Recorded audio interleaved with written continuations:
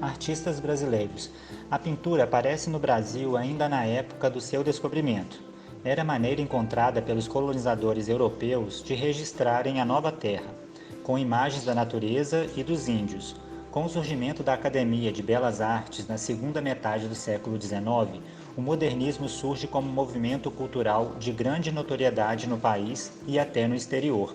O movimento passa a trazer a brasilidade para as artes no país.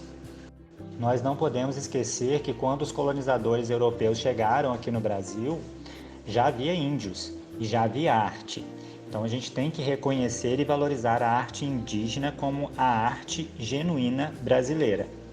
Entre os artistas brasileiros nós podemos citar o Di Cavalcanti, a Tarsila do Amaral, Cândido Portinari, Aldemir Martins, Anita Malfatti, Hélio Oiticica. O Di Cavalcanti retratava pescadores, sambistas, trabalhadores e mulatas.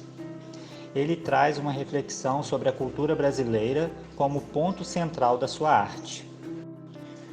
Com um universo visual denso e poético, caracterizado por uma sensualidade exuberante, aliou marcas das vanguardas artísticas europeias a uma temática nacionalista, tornando-se um dos principais nomes do modernismo brasileiro. Grande agitador cultural, desempenhou um importante papel na organização da Semana de Arte Moderna de 1922 e na fundação do Clube dos Artistas Modernos em 1932, além de contribuir regularmente para o debate de ideias na imprensa, com sua prosa irônica e fluente. Tarsila do Amaral, expoente do modernismo brasileiro, expandiu as propostas das vanguardas europeias a partir do mergulho nas tradições, cores e temas de sua terra, sem se esquivar dos problemas sociais, que constituíram sua principal preocupação em certa fase. Com a célebre tela Abaporu de 1928, motivou o manifesto antropófago de Oswald de Andrade, seu marido na época, com quem partilhava a convicção de assimilar a cultura estrangeira de modo a torná-la uma forma de arte tipicamente nacional. Cândido Portinari é um dos artistas brasileiros modernos com maior repercussão internacional. Criador dos dois imensos murais Guerra e Paz, 1953 a 1956, para a sede da ONU em Nova York, colaborou com Oscar Niemeyer em alguns importantes projetos, como nos murais para a Igreja de São Francisco na Pampulha, em Belo Horizonte. Considerava essencial retratar os tipos brasileiros, a fim de criar uma pintura tipicamente nacional e, ao mesmo tempo, universal.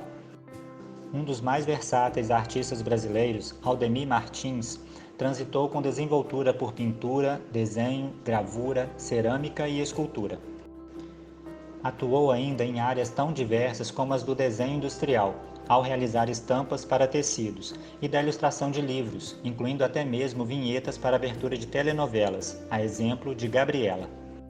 Anita Malfatti. Depois de obter formação artística no exterior, mais especificamente na Alemanha e nos Estados Unidos, entre 1910 e 1915, Anita Malfatti chocou São Paulo em 1917 ao realizar uma exposição com obras de marcada influência de vanguardas europeias.